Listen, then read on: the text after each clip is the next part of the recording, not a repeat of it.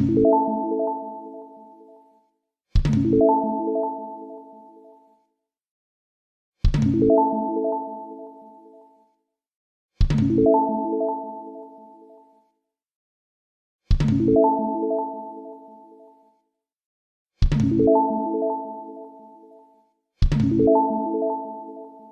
Dear students, आज हम लोग अकाउंट्स की टर्मिनोलॉजी पढ़ने जा रहे हैं।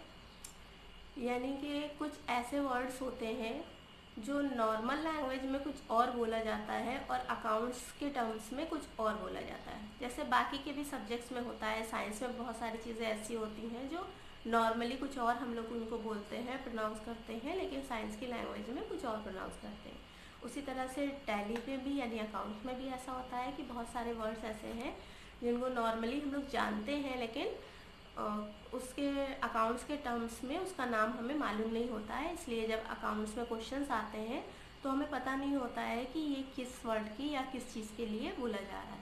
तो हम लोग उसकी टर्मिनोलॉजी पढ़ेंगे। और हाँ, उससे पहले चैनल सब्सक्राइब करके लाइक कर दिएगा और शेयर भी कर दिएगा। ओके।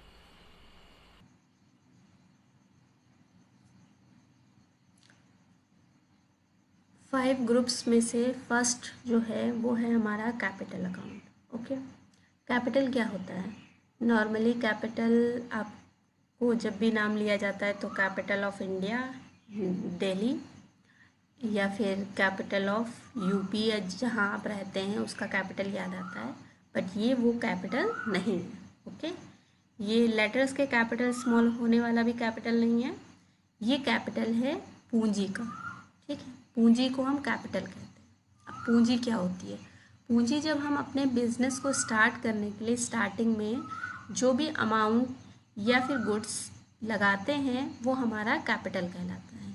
ये कैपिटल हमेशा वो पूंजी और वो एक्सपेंस होता है जो एक ओनर करता है, कंपनी का मालिक करता है। ठीक है, तो पूंजी जो है वो बहुत इम्पॉर्टेंट होती है कहीं के लिए भी, किसी भी जगह के लिए। बिना पूंजी के आप काम शुरू नहीं कर सकते, कोई भी बिजनेस शुरू नहीं किया जा सकता। कुछ ना कुछ आपके पास पूंजी या कैपिटल होनी चाहिए। वो पूंजी आपकी कैश भी हो सकती है, या फिर आपकी गुड्स भी हो सकती है, या आपके पास फर्नीचर है वो भी हो सकता है। वो सब हमारा क्या कहलाएगा? कैपिटल कहलाएगा। ओके, बिजनेस को बढ़ाने के लिए कैपिटल बहुत ज़रूरी होता है। नेक्स्ट हमारा है जो ग्रुप, वो है एक्सपेंस। ओके, तो एक्सपेंस क्या होता है? एक्सपेंस मीन्स होता है खर्चे। अब हम खर्चे जो भी करेंगे वो सब हमारे एक्सपेंसेस कहलाएंगे। अब एक्सपेंसेस यहाँ पर दो तरह के हैं, डायरेक्ट एक्सपेंसेस और इनडायरेक्ट एक्सपेंसेस। ठीक है, डायरेक्ट एक्सपेंस हम इस तरह से समझ सकते हैं, जैसे कि जब हम कोई रॉ मटेरियल, मान लीजिए हमारे पास कंप्यूटर का शोरूम है, हम वहाँ से कंप्यूटर सप्लाई करते हैं, सेल करते हैं, लेकिन उन कंप्यूटर्स को असेंबल करने के लिए या उनका ब्रांड जो है वो तैयार करने के लिए एक हमारे पास गोडाउन भी है जहाँ पर ये चीज़ें तैयार की जाती हैं। यानी वो फैक्ट्री जहाँ पर पहले रॉ मटेरियल आता है और उनसे सामान तैयार करके ऑफिस में जाता है जहाँ पर कंप्यूटर सेल किए जाते हैं। ठीक है, तो जहाँ रॉ मटेरियल आता है और बनाया जाता है उस जगह पे जितने भी खर्चे होंगे वो डायरेक्ट एक्सपेंस होंगे। और जो ऑफिस है वहाँ से जब भी हम कहीं जो भी सेल करेंगे उस टाइम पे जो खर्चे होते हैं, जैसे कि सैलरीज होती हैं, रेंट होता है, इलेक्ट्रिसिटी होता है, ये सारी चीज़ें हमारी इनडायरेक्ट एक्सपेंस कहलाएंगी। ठीक है, जैसे कि ये डायरेक्ट एक्सपेंस में आप देख सकते हैं वेजेस, कार्टेज।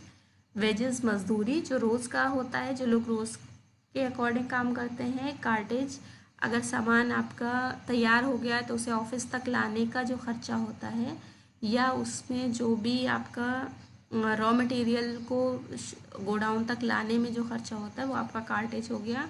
उसके अलावा पैकेजिंग चार्ज है, या फिर और कुछ मैन्युफैक्चरिंग चार्ज भी होते हैं। ये सारे हमारे डायरेक्ट एक्सपेंस में आएंगे, जबकि salary, rent, electricity bill, phone bill, ये सारी चीज़ें आपकी इनडायरेक्ट एक्सपेंस में आएंगी। ओके।